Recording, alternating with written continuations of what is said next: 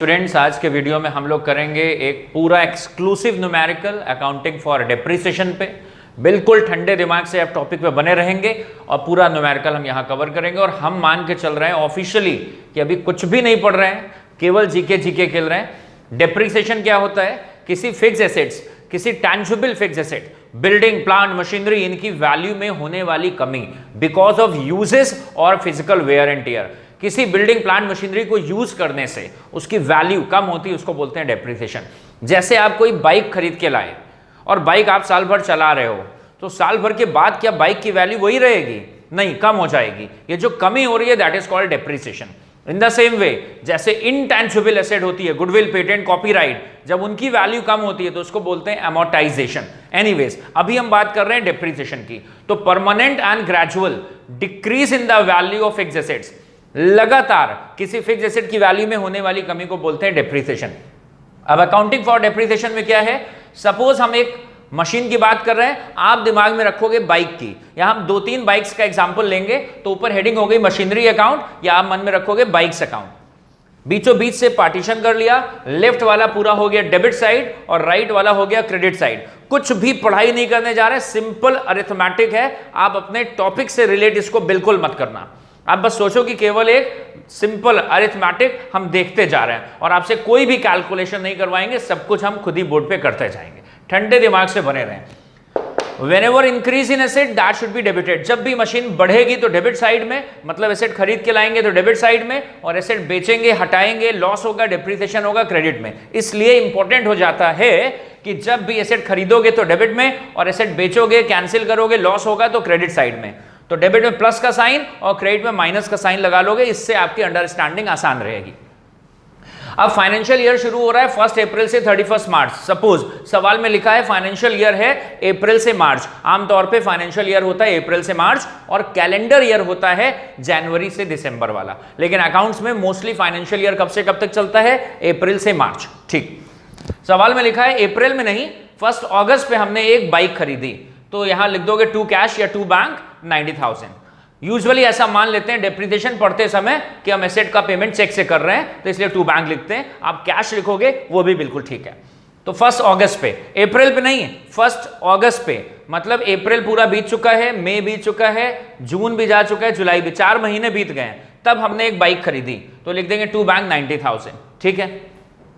1 अप्रैल पे जो ईयर शुरू हुआ होगा, 1 अप्रैल 9 से जो फाइनेंशियल ईयर शुरू होगा वो एंड कब होगा? 31 मार्च 10 पे। आप वीडियो में बने रहेंगे, हम सारे टॉपिक रिपीट भी करेंगे। तो 1 अगस्त पे एक एसेट खरीदी तो लिख दिया 2 बैंक, और मन में सोच रहे हो एक बाइक खरीदी। ईयर एंड पे क्या करना होता है? हमें उसकी सही वैल्यू निकालनी होती है। सही वैल्यू निकालने के लिए ईयर एंड तक का डेप्रिसिएशन माइनस करते हैं। तो अब क्या लिखोगे? By depreciation. डेप्रिसिएशन कितना है? सपोज सवाल में लिखा हुआ है 20% डेप्रिसिएशन लगाना है per annum from original cost method. Original cost method का मतलब है हर साल डेप्रिसिएशन लगेगा एसेट की ओरिजिनल वैल्यू पे, हर साल डेप्रिसिएशन लगेगा ओरिजिनल कॉस्ट पे। ठीक है। तो 90,000 की ओरिजिनल कॉस्ट है, उसके ऊपर 20% डेप्रिसिएशन होता, 90,000 का 20% निकाल लो, 18,000 रुपए, 18,000 का डेप्रिसिएशन होता, बशर्ते एसेट को पूरे साल यूज करते। 90,000 का 20%, 18,000 पूरे साल के लिए है। लेकिन अभी आपने एसेट को कब खरीदा है? 1 अगस्त। तो अगस्त से मार्च तक काउंट करो। अगस्त, सितंबर, अक्टूबर, नवंबर, दिसंबर, 5 इधर हो गए, जैन, फेब और मार्च, मतलब 8 मंथ्स ही तो अभी आपने यूज करा। क्या ये वाली बाइक आप पूरे पहले दिन ले आए थे? 1 अप्रैल पे लेकर आए थे? नहीं, आप बाइक कब लेकर आए थे? 1 अगस्त पे। तो अगस्त, सितंबर, अक्टूबर, नवंबर, दिसंबर, जैन, फेब, मार्च, 8 महीने यूज कर रहे हो। देखो 90,000 की बाइक है, 20% सवाल में लिखा हुआ है, डेप्रिसिएशन का रेट है 8/12 कर दोगे, क्योंकि 8 महीने यूज कर रहे हैं। अगर हम इसको अगस्त की जगह 1 अक्टूबर पे लाए होते तो अक्टूबर ऑनवर्ड्स डेप्रिसिएशन चार्ज करते, अक्टूबर से लेके मार्च तक, तब 6/12 करते। जितने महीने यूज कर रहे हैं उतने महीने का डेप्रिसिएशन चार्ज करेंगे। 1 अगस्त से लेके 31 मार्च तक का टाइम हो रहा है 8 मंथ्स, तो 8 मंथ्स का डेप्रिसिएशन होगा 12,000 रुपए। How come? I just repeat, 90,000 का 20% निकालोगे विच कम्स 18,000, 18,000 का 8/12 कर दोगे, कितना आएगा? 12,000 रुपए का डेप्रिसिएशन। तो क्या लिखोगे? By depreciation. तो इसका मतलब सोचो बाइक खरीदी थी 90,000 और 12,000 रुपए की उसकी कमी हो गई यूज करने से, लेकिन अभी भी तो बाइक की वैल्यू बचेगी कुछ ना कुछ, बाइक आपके पास अभी भी तो है, तो जो बाइक की वैल्यू बची है उसको बोलते हैं क्लोजिंग बैलेंस। क्या बोलते हैं? Closing balance. तो 31 मार्च पे आप लिखोगे बाई बैलेंस कैरिड डाउन, इसका मतलब होता है बची हुई वैल्यू। इसका क्या मतलब होता है? बची हुई वैल्यू। बिल्कुल बच्चों वाला काम है, सिंपल, अकाउंट्स का एप्लीकेशन जीरो है, ठंडे दिमाग से समझो, आप किसी को भी समझा सकते हो। इनफैक्ट 90,000 की बाइक खरीदी थी, 12,000 रुपए का डिप्रिसिएशन हो गया, लेकिन अभी भी बाइक का क्लोजिंग बैलेंस बचा हुआ है, लिखोगे बाई बैलेंस कैरिड डाउन 78,000। कैसे आया ये closing balance? Current opening minus depreciation. Opening कितना था? 90, डिप्रिसिएशन हुआ 12, still we are having a balance of 78,000। दोनों तरफ टोटल कर दोगे 90, दैट्स इट। 31 मार्च को जो कैरिड डाउन होगा वो एक दिन बाद, मींस 1 अप्रैल से नया फाइनेंशियल ईयर शुरू होगा, तो जो कैरिड डाउन करते हैं उसको अपोजिट साइड में ब्रॉट डाउन करते हैं चुपचाप, किसी को पता ना चले, बिल्कुल चुपचाप। जो कैरिड डाउन करेंगे उसको अपोजिट में ब्रॉट डाउन करेंगे। अब डेट चेंज हो जाएगी, बस एक दिन आगे, 31 मार्च 10 है तो एक दिन आगे चले गए 1 अप्रैल 10, टू बैलेंस ब्रॉट डाउन। मतलब सिंपल है, अगले साल के पहले दिन आप कह रहे हो कि हमारे पास एक बाइक है 78,000 की, और थोड़ी सी ये इसकी वैल्यू कम हो गई है यूज करने से, 90,000 की कभी खरीदी थी, ओरिजिनल कॉस्ट थी, लेकिन 12,000 का डिप्रिसिएशन हुआ तो बैलेंस बचा 78, उसको ब्रॉट डाउन कर लेते हैं। फिर 1 अक्टूबर में आपने पापा से दीपावली के टाइम पे फिर प्रेशर लगाया कि एक और बाइक चाहिए, मेरे एग्जाम में बढ़िया नंबर आ गए हैं, हाफ ईयरली एग्जाम में अच्छे नंबर आ गए, सेमेस्टर एग्जाम में अच्छे नंबर आ गए, एक और बाइक चाहिए। तो पापा मेहरबान हो गए, एक बाइक आपको और दिलवा दी। तो फिर आप लिखोगे टू कैश या टू बैंक, और 40,000 की एक बाइक और आ गई। तो ये नहीं है कि आप अजय देवगन बन गए, अब 2 बाइक पे अब एक साथ जा रहे हो, मतलब ये है कि एक बाइक पहले से थी और एक बाइक आपने और खरीदी, कितने की? 40,000 की। 1 अप्रैल से ईयर शुरू हुआ है, तो ईयर एंड कब करना है? वही 31 मार्च अगले साल पे। तो 1 अप्रैल 10, फिर 1 अक्टूबर 10 पे एक एसेट और खरीदी, यहां से ईयर शुरू हुआ तो यहां से एक साल बाद 31 मार्च 11 आएगा। अब डिप्रिसिएशन लगाओगे तो कॉमन सेंस यूज करो, अब इस समय 2 बाइक है ना आपके पास, तो दोनों पे डिप्रिसिएशन लगेगा। डिप्रिसिएशन का मेथड कौन सा है यहां पर? ओरिजिनल कॉस्ट मेथड, ठीक है। तो ये पहले वाली एसेट है, ये अभी नई वाली बाइक है, तो पहले वाली बाइक की ओरिजिनल कॉस्ट पे लगना है डिप्रिसिएशन। तो उसकी ओरिजिनल कॉस्ट कितनी थी? 90,000, 90,000 पे 20%, 18,000 रुपए। क्यों आया 18,000? क्योंकि इस बार तो ये एसेट पहले दिन से लेकर आखिरी दिन तक हमारे पास है, ये वाली बाइक इस साल तो पूरे साल हम यूज कर रहे हैं, तो साल भर का डिप्रिसिएशन लगेगा। और मेथड कौन सा है? Original cost method. तो ओरिजिनल कॉस्ट मेथड है तो इसकी ओरिजिनल कॉस्ट ढूंढेंगे। ओरिजिनल कॉस्ट कितनी थी? 90,000, 90,000 पे 20% लगाया, पूरे साल के लिए 18,000 रुपए का डिप्रिसिएशन। एक और मेथड होता है, उसका नाम है WDV method, written down value. वो कहता है ओरिजिनल कॉस्ट पे मत लगाओ, अगर WDV मेथड होता तो डिप्रिसिएशन बैलेंस पे लगाते, 78,000 का 20% यहां लिखते। ओरिजिनल कॉस्ट मेथड क्या कहता है? डिप्रिसिएशन किस पे लगाना है? हर बार ओरिजिनल कॉस्ट पे, किसी भी साल में डिप्रिसिएशन लगेगा ओरिजिनल वैल्यू पे। दूसरा होता है WDV method, written down value method कहता है डिप्रिसिएशन लगेगा बैलेंस पे। तो बैलेंस वो आगे देखेंगे WDV मेथड। अभी कौन सा मेथड है? Original cost. ये वाली एसेट की ओरिजिनल कॉस्ट कितनी थी? 90,000। अच्छा, 1 अप्रैल पे और 31 मार्च पूरा साल यूज कर रहे हैं, इसका मतलब है 90,000 का 20%, 18,000। तो यहां 12,000 क्यों आया था? यहां 12,000 इसलिए आया था क्योंकि हमने इसको खरीदा कब था? अगस्त में। अप्रैल, मई, जून, जुलाई 4 महीने बीत गए थे। तो जब पहली बार खरीदा था तो ईयर के पहले दिन नहीं खरीदा था, अगस्त में खरीदा था, और अगस्त से मार्च 8 मंथ्स यूज कर रहे थे। फिर हमारे पास अगले साल ये एसेट पहले दिन भी है और आखिरी दिन भी है, तो साल भर का डिप्रिसिएशन लगेगा पूरे साल का, 90,000 का 20%। लेकिन दूसरी एसेट कब खरीदी है? 1 अक्टूबर पे। तो क्या इस पे साल भर का डिप्रिसिएशन लगेगा? सोचो, क्या इस पे साल भर का? नहीं। ये एसेट हमने अप्रैल में नहीं खरीदी है, अगस्त में नहीं खरीदी है, अक्टूबर में खरीदी है, तो अक्टूबर से मार्च तक का डिप्रिसिएशन लगेगा। जब खरीदी है, when asset is put to use, जिस दिन यूज करना शुरू कर रहे हैं तब से डिप्रिसिएशन लगेगा ईयर एंड तक। तो 1 अक्टूबर से ईयर एंड तक कितने की खरीदी है? 40,000। 40,000 पे 20%, 40,000 का 20%, 8,000 रुपए, लेकिन आधे साल का लगेगा, अक्टूबर, नवंबर, दिसंबर, जैन, फेब, मार्च, 6 मंथ्स का, तो 6/12 कर दिया। तो पूरे साल का डिप्रिसिएशन होता 8,000, आधे साल का डिप्रिसिएशन होगा 4,000। तो ये दोनों डिप्रिसिएशन हो गए एक तरीके से 22,000। क्यों हुए? क्योंकि आपके पास 2 बाइक हैं। पहले वाली बाइक, इसकी ओरिजिनल कॉस्ट 90,000, 90,000 पे पूरे साल के लिए 20% लगाओगे 18,000। दूसरी बाइक जो अभी अभी खरीदी है, गांधी जी से एक दिन पहले, कब खरीदी है? गांधी जी के बर्थडे से एक दिन पहले खरीदी, 1 अक्टूबर। तो 1 अक्टूबर से लगाओगे 31 मार्च, अक्टूबर, नवंबर, दिसंबर, जैन, फेब, मार्च, तो 40,000 का 20% 8,000 रुपए, उसका 6/12 कर दोगे 4,000 रुपए। लेकिन अभी भी क्लोजिंग बैलेंस तो बचेगा, क्योंकि क्लोजिंग बैलेंस क्यों बचेगा? क्योंकि डेप्रिसिएशन हुआ है ना, बाइक हमने चलाई है, थोड़ी टूटी फूटी है, लेकिन बैलेंस तो बचा है, तो फिर लिखोगे बाय बैलेंस कैरेट डाउन, क्योंकि बाइक्स का क्लोजिंग बैलेंस निकालोगे, बाय बैलेंस कैरेट डाउन। अब इस बार 2 बाइक्स का बैलेंस आएगा। बैलेंस कैसे आता है? क्लोजिंग बैलेंस आता है opening minus depreciation. Current opening, तो पहले वाली एसेट की इस साल की शुरुआत पे वैल्यू कितनी थी? 78। 90 नहीं, 90 तो किसी जमाने में थी, इस साल आते आते इसकी वैल्यू कितनी थी? 78, और उसमें से 18,000 का डेप्रिसिएशन और हो गया, तो इसका मतलब इस साल के एंड पे इसकी वैल्यू कितनी बची? 60,000। समझ में आया कैसे है 60? फिर से समझ लो। At the beginning of second year की शुरुआत पे सबसे पुरानी वाली बाइक की वैल्यू कितनी बची थी? 78, और सेकेंड ईयर में कितना और यूज कर लिया? 18,000, तो इसका मतलब क्लोजिंग बैलेंस कितना बचा? 60। और जो दूसरी बाइक आपने खरीदी, दूसरी जो स्कूटी आपने खरीदी 40,000, उसके ऊपर डेप्रिसिएशन हुआ 4,000 रुपए का, तो उसका क्लोजिंग कितना आएगा? 36,000। इन टोटलिटी दोनों बाइक्स की, दोनों मशीनरी की, दोनों प्लांट की क्लोजिंग वैल्यू कितनी है? 96,000। इधर का टोटल 118, यहां का टोटल भी 118। This is all for 2 years. Third year में आते हैं, फिर वही काम करेंगे, जो कैरेट डाउन है एक दिन बाद ब्रॉट डाउन कर लेंगे, तो 31 मार्च 11 है, एक दिन बाद 1 अप्रैल 11 पे ब्रॉट डाउन कर लेंगे।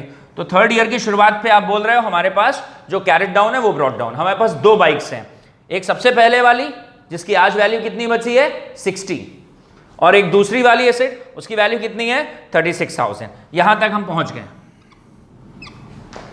अब सवाल में ये लिखा हुआ है, 1 अप्रैल पे आप हैं कि 3 महीने बाद, this is given in question, after 3 months on 30th June the first bike और first machinery was sold for 58,000। सवाल में लिखा हुआ है 3 महीने बाद पहली बाइक बेच दी। तो आमतौर पे हम डेप्रिसिएशन लगाते हैं 31 मार्च पे, ईयर एंड पे, लेकिन याद रखना अगर कोई एसेट हम बेच रहे हैं ड्यूरिंग द ईयर, तो जब बेच रहे हैं तब तक का डेप्रिसिएशन लगाएंगे। यूजुअली वी चार्ज डेप्रिसिएशन, आमतौर पे डेप्रिसिएशन लगाते हैं, कब लगाते हैं? ईयर के एंड पे। लेकिन अगर कोई एसेट बेच रहे हैं तो जब बेच रहे हैं तभी तक का डेप्रिसिएशन चार्ज करेंगे। तो सवाल में लिखा है जो पहले वाली एसेट है, मतलब इस पे अब निगाहें जम गई, इसको हटाने वाले हैं। जो पहले वाली एसेट है वो अब होने वाली है डिसमिस। इसके ऊपर हम क्या करेंगे? 3 महीने बाद हटाने वाले हैं, तो अब इसके ऊपर 3 महीने का डेप्रिसिएशन चार्ज करते हैं, इसके ऊपर 3 महीने का डेप्रिसिएशन चार्ज करते हैं, because after 3 months this is being discarded. 3 महीने बाद इसको हटा दे रहे हैं, ठीक है। कौन सा मेथड लेके चल रहे हैं? Original cost. तो इस वाली मशीनरी की बाइक की ओरिजिनल वैल्यू कितनी थी? 90,000। 90,000 पे पूरे साल भर के लिए डेप्रिसिएशन काटते तो 90,000 का 20% 18,000 रुपए होता, लेकिन हम तो 3 महीने बाद ही हटा दे रहे हैं, अप्रैल, मई, जून, तो 3 months का डेप्रिसिएशन आएगा 4,500 रुपए। समझ में आया कैसे है 4,500? 4,500 कैसे आया? 90,000 का 20% इंटू 3/12, 90,000 का 20%, 18,000 साल भर का डेप्रिसिएशन है, 3 महीने यूज कर रहे हैं तो 3 महीने का डेप्रिसिएशन चार्ज करेंगे। एक वर्किंग लिखी हुई है, तो 4,500 का डेप्रिसिएशन हो गया। इसका मतलब अब आपको एक मन में कैलकुलेशन करना है, मन में। ये जो पहले वाली बाइक है, थर्ड ईयर की शुरुआत होते होते उसकी वैल्यू कितनी बची? 60। खरीदा था 90, सेकेंड ईयर आते आते 78, थर्ड ईयर की शुरुआत में 60। अब आप बताओ बेचते समय क्या इसकी वैल्यू अभी 60 है? जिस दिन बेच रहे हैं उस दिन इसकी वैल्यू क्या 60,000 है या थोड़ी और कम हो गई है? सोच के बताओ। कब बेच रहे हैं हम? 30 जून को बेच रहे हैं, तो बेचते समय इस एसेट की वैल्यू क्या 60,000 बची है या थोड़ी और कम हो गई है? शायद थोड़ी और कम हो गई है, क्योंकि 3 महीने हमने इसको बाइक को चलाया तो 4,500 रुपए का और डेप्रिसिएशन हुआ कि नहीं हुआ? तो आप मन में निकाल लो, हम यहां लिख दे रहे हैं, इसको बोलते हैं book value at the date of sale. क्या बोलते हैं? Book value at the date of sale. जब बेच रहे हो तब तक का डेप्रिसिएशन मन में माइनस करो। तो eight the beginning of third year this bike was having a value of 60,000 for another period of 3 months this is used and depreciation is charge for 4,500।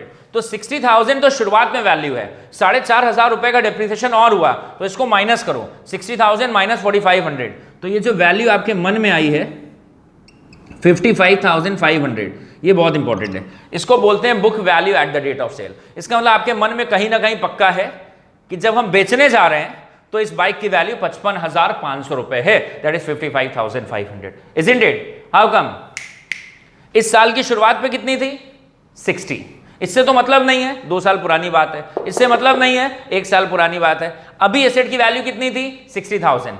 3 महीने यूज करा तो 4,500 रुपए का और डेप्रिसिएशन हो गया। राउंड फिगर में बोलो 5,000 का डेप्रिसिएशन हो गया। तो 60,000 में से 5,000 का और डेप्रिसिएशन हो गया। मतलब बेचते समय बाइक की वैल्यू आपके हिसाब से लगभग 55,000 है या नहीं है?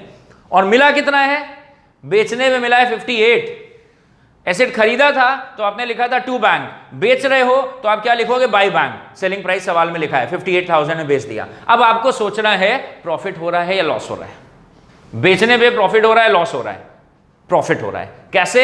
ओपनिंग वैल्यू कितनी थी? 60। कितना डेप्रिसिएशन चार्ज करा? 4,500। तो book value at the date of sale हमारे हिसाब से आज बाइक की वैल्यू कितनी थी?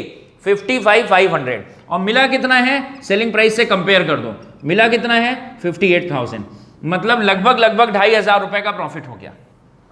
अगर हमें मिला होता 50,000 रुपए तो हम बोलते लगभग 5,000 रुपए का लॉस हो गया है। अगर हमें मिला होता 40,000 रुपए तो बोलते 15,000 का लॉस हो गया है। हमारे हिसाब से बुक वैल्यू कितनी है? 55,500। और मिला कितना है हमको? 58,000। प्रॉफिट हो रहा है ना।